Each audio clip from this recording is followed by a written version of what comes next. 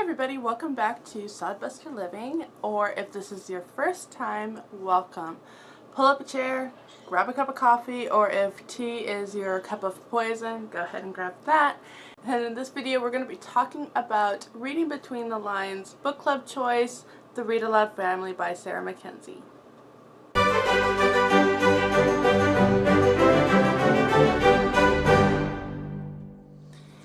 So there's a list of questions that we are given to ask. There are several of us that have jumped in, given suggestions, and we have a slew of books all lined up for the next school year.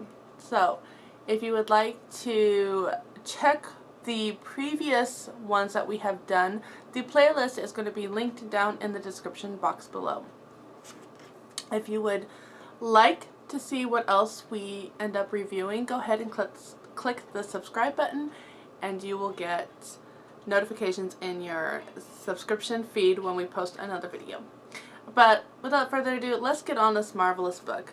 The first question we have is, what did you like best about this book? And to be honest, it had to do everything with the fact that we are trying to read aloud to our children, not just get them to read on their own. There is so much information and research out there that shows that reading aloud, not only to the little ones but to your middle schoolers and even your teenagers, can really be beneficial. Bringing families together, increasing love of reading, which of course is always my main goal, and so much more value. Bringing in family values, thinking of other people, and not so much reading just to get through a school assignment, which I have noticed in the past year I have gotten a little bit more like that, so this came at a perfect time just before the new school year. So she also asked, what did you like least about this book? And there were a few times I noticed when I was reading it that I would pause just for a moment, especially when it came to the quality of books, and I just had to pause for a little bit and kind of really think about it, because in a Charlotte Mason you want to give wholesome literature, and Sarah MacKenzie is not saying not to do that, absolutely not, and this is why I had to pause and really think about it a little bit more. But it was finding a balance between only classics because it's considered the best, which I don't agree with that either, and letting twaddle just envelop your home. I have said it on this channel many times, and I'll say it again, it's kind of like a piece of candy, and interestingly enough, she kind of uses a similar analogy.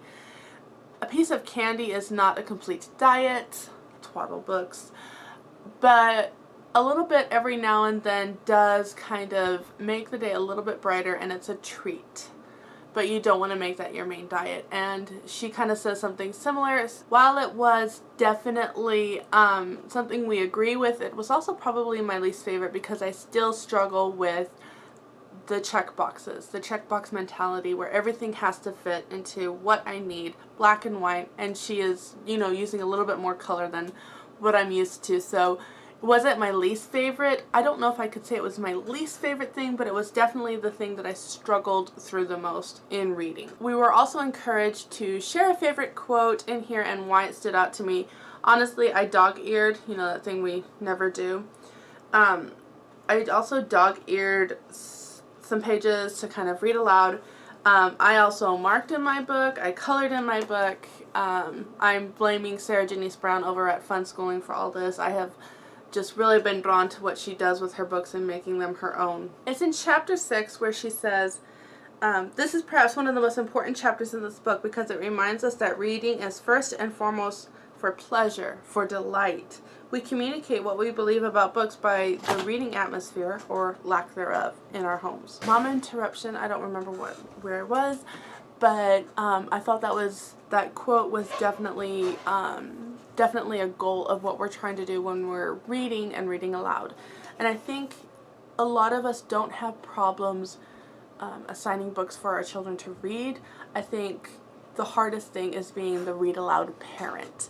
And Sarah MacKenzie there was kind of explaining, well, if you go to the core of the matter, you're going to an atmosphere mindset, then this is why we're doing this. It's not reading aloud just to read aloud and make another good statistic. Is to create the atmosphere of our home. probably the other thing that I really marked. I don't know if you can see that, but I was like, bam. So apparently I love this. I'm motivated. I'm using good book lists, piling my kids on the couch, trying to make meaningful and lasting connections with them. But buying into any of these myths, which is talked about in the previous section, buying into any of these myths is like trying to fish with a broken net. It doesn't work.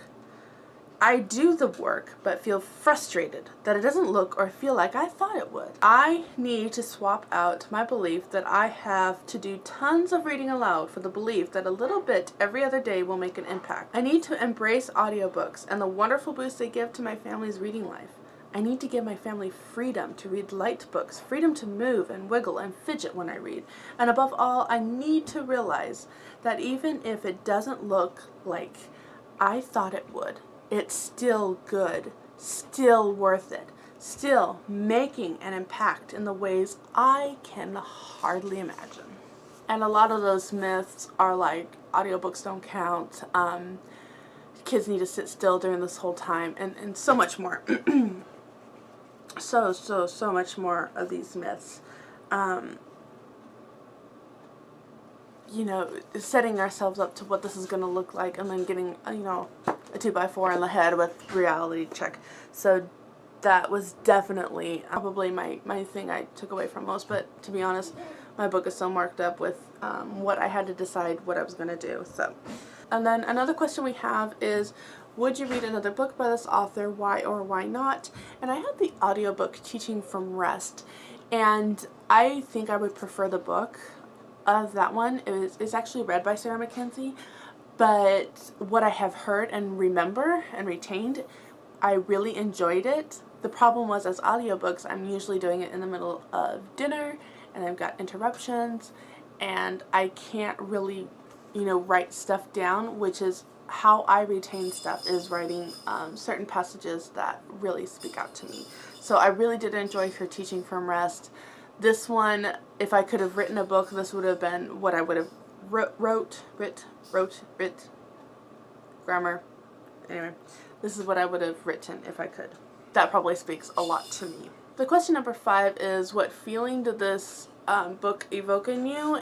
I was really inspired again by reading aloud. It's so easy for me to, again, get in a mentality of, this is what I have to do to raise successful kids. We're just going to start reading all of these fantastic books and get so frustrated when things aren't going the way we are. And like hindsight, or back of my mind I should say, I know what I'm doing is not the right thing, but in the trenches you can't really see the city because of the fog, but you know it's there. Another question we have is this a book that I would recommend? And absolutely. I thought of so many families that I wanted to give this to that I know really struggle with being the read aloud parent and not having enough time, whereas in here Sarah MacKenzie says 10 minutes every other day still makes you able to read. I think it was the entire series of Narnia plus some picture books. I mean, she put it out so that you could see, you know, what you're accomplishing in 10 minutes every other day. And definitely, I totally agree with that. I would totally recommend this book.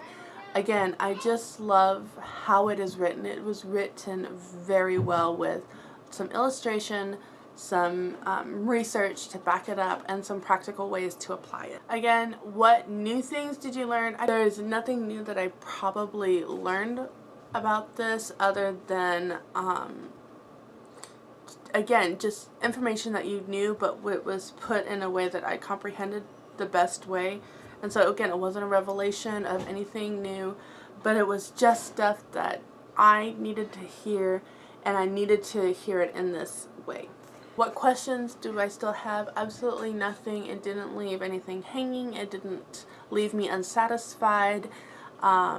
If I have any question in my mind, it's okay, how am I going to make this next year intentional for this? How am I going to really make reading aloud a beautiful thing? Another question we have, number 9, is, did this change any opinion we have Do I feel different now than I did before? Probably just rejuvenated. Definitely a great resource for the beginning of a school year, or when you feel a little burned out, just kind of pick it up. And again, that's one reason why I have it highlighted and colored and everything like that, is so that for those quick moments that you get as a mom, you can just kind of glance through it. And I even, at the opening of my book, I just made the core thoughts of this book just right there, so my mind will be drawn to it, and then I can just start applying it all at once. I don't have to wait and read the whole book again, but this is definitely something I will enjoy quite often. Now, along with this, I know that several, I kept thinking of a few friends that I have in mind that are more careful about popular books, maybe is how I should put it. And I always try to think of them when I'm reading books, not in a judgmental way, but okay, is this something that would be beneficial to them? Is this something that would be useful to them? And to be honest, when I was reading this book, I couldn't figure out if this would be helpful to not. I would actually have to know if they enjoyed Teaching from Rest, because in Teaching from Rest, again, it's another very popular book. I had a side of the friends that, again, don't like popular books, and she did not enjoy it. She didn't like the writing style. She didn't like anything about it. And then another friend really enjoyed it.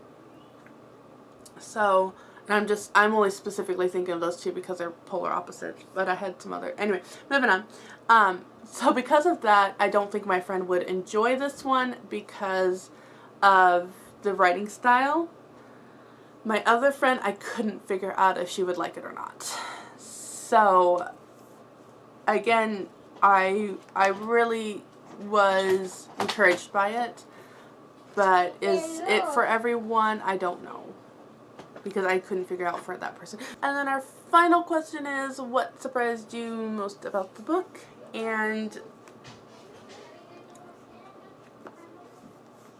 I don't know.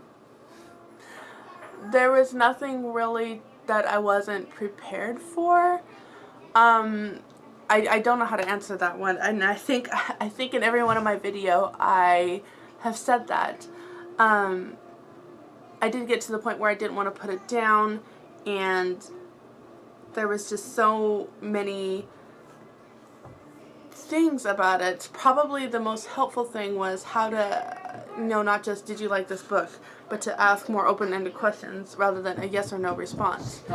And something like that does surprise me, because with Charlotte Mason and narration, you kind of start edging more on for more information, and she's like, don't do that with every book.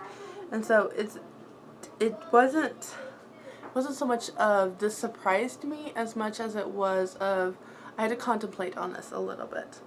But I'm going to leave this linked down in the description box below so that you can have the opportunity to read it. I know sometimes Christian book distributors have really good deals. This is actually how I got this book. I was able to get it for 50% off, or maybe it wasn't 50% off. I just got another book. Now suddenly I'm like questioning if this was also 50% off. Anyway, Christian book distributors has great deals.